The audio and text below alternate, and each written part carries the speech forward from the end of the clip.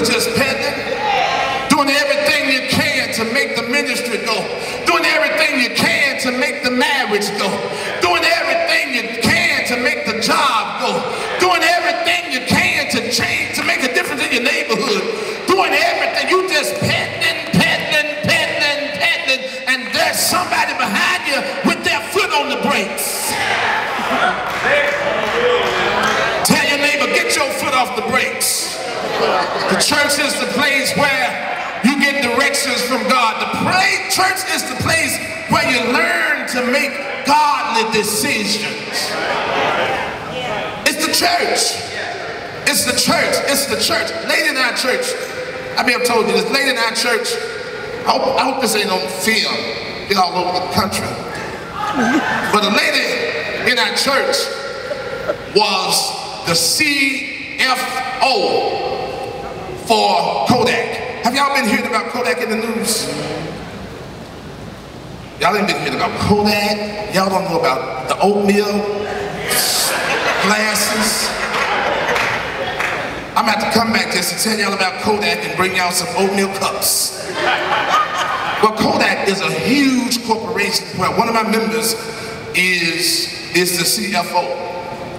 I was preaching a few Sundays ago about patience and I don't know what I was preaching, but she came up to me and she says, I got my answer today. And y'all, she's like way over in the 6 digits, so close to 67 digits. And she called me Monday, she said, before you hear it on the news, I want you to know that I resigned from my job. So, oh my Lord, the first thing I thought about was the tide. I said, oh my Lord. Oh my God. And then I said, why? I said, why did you resign? She said, well, I listened to you preach the other Sunday. And you said that there's got to be peace of mind with the things that you do. And you said that to lean not on my own understanding, but to trust God. And she said, I can't serve my church like I want to serve. Because I've got to be at the job. And I've got to do this. And I've got to fly all over the country. And I want to be at church. And I want to work in the church. And so I made my decision sitting in church. I couldn't say anything. She said, I made my decision sitting in church, listening to the sermon. Church is where you learn to make godly decisions. If you make your decision, that the decision based on what God has spoken to you, you won't go wrong.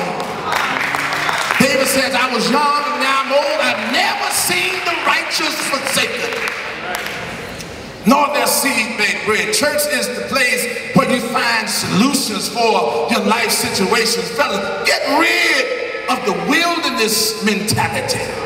Yes, sir. Get rid of accepting failures. Well, everybody fails sometimes. Don't settle for falling. The only way you can fail is that you permit yourself to fail. There is no failure in God. But guess what? You have not failed because you've fallen. Say it now, say it. You have not failed because you got knocked down.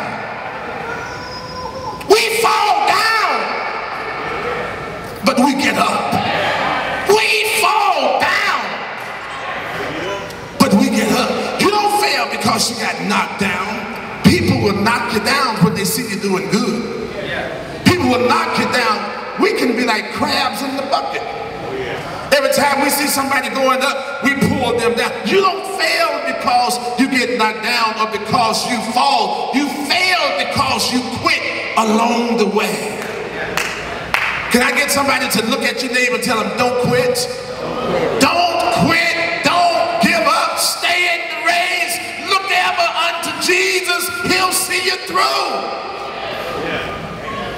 There's danger in ministry to become self-satisfied. Instead of advancing to new levels, we become content with the status quo, saying within ourselves, I'm comfortable. Christians have to fall and have sometimes fallen into the trap of saying, well, I'm saved and I'm going to heaven. I've been baptized. I've got a nice church. I've got good friends. I've got 3 or 4 chapters, and I read 3 or 4 chapters in the Bible every day. What change? Am I not doing enough? Church can succumb to the same complacent attitude. Well, we got a nice building. What's wrong with this? We got the largest congregation in town. We got good music, good workers, good preacher. We don't need to move from this place. So what God says? But look what God says. He says, you've been here long enough. You sung that song long enough. You prayed that prayer long enough. You've had that same complaint long enough.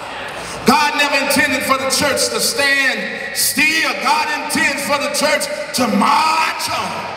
Onward, Christian soldiers. Somebody say onward. Onward. Onward, keep onward, Christian soldiers. Who was it? Was it Eddie Hendricks that had that song that says, keep on trucking, baby? Eddie Hendricks had that song that says, keep on trucking, baby. And I like how he would come back and say, you gotta keep on trucking. And I'm talking to somebody tonight who's on the verge of giving up. And what the text is tailored to teach us is to keep on trucking. You got to keep on trucking. You got to keep on trucking. The Lord has said in this text, I've had enough of the complaints. I've had enough of the do-nothing folks. He said, I've had enough. And you got to come to a place to where you say, I'm done. God said to Israel, I'm done. And life does not change for you. I told you last night, it didn't change for me until I looked at those houses and said, I'm done. You got to come to a place in life to where you say, I'm done. I'm done being second. I'm done being last. I'm done being the hated one. I'm done. I'm done with defeat. I'm done with depression. I'm done with crying. I'm not the one going to cry tonight. Somebody else is crying tonight. I'm not the one leaving first tonight with my feelings hurt. Somebody else is leaving. I'm staying on the battlefield. Have I got a witness tonight? So he says in this text, he says, God had come to a place where he says, he commanded them to move on. Says a stagnant river breeds mosquitoes. An unmoved vehicle is destroyed by rust. A person who only lies in the bed will develop bed sores. A person that won't work becomes lazy. Perhaps the most important truth to the text is the Lord is saying, I've had enough. And I'm so glad that God says in my life that he's had enough. God has had enough of my suffering. And when God gets tired of me suffering, he makes the way easy for me. God has had enough of my complaining, and so he's fixed it so I don't have to complain anymore. He's fixed it so the joy of the Lord is my salvation. The joy of the Lord is my strength. And I get great consolation when I pray.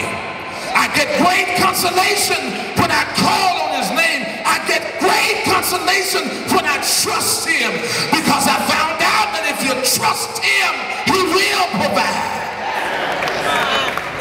He asked Abraham, is there anything too hard for God? I'm going to leave you when I tell you tonight, there is nothing. There is nothing. There is nothing too hard for God. Let me tell you how to move mountains. You trust the Lord. Let me tell you how to get healed from cancer. You trust the Lord. Let me tell you how to come out of a bondage. You trust the Lord. trust him. And if you trust him, and if you trust him, let me ask you something. Won't God provide? Won't God make a way for you? Won't God open doors that no man can close? Won't God be bread for you in the starving land? Won't God be water when you're thirsty? Won't God be joy? Won't he be a shelter? The reason why I know he will, because I tried. The reason why I know he will is because I tried him. I'm going to my seat when I tell you I'm the 8th child of 9. We went to bed early when I was a little boy just to get to sleep in the bed.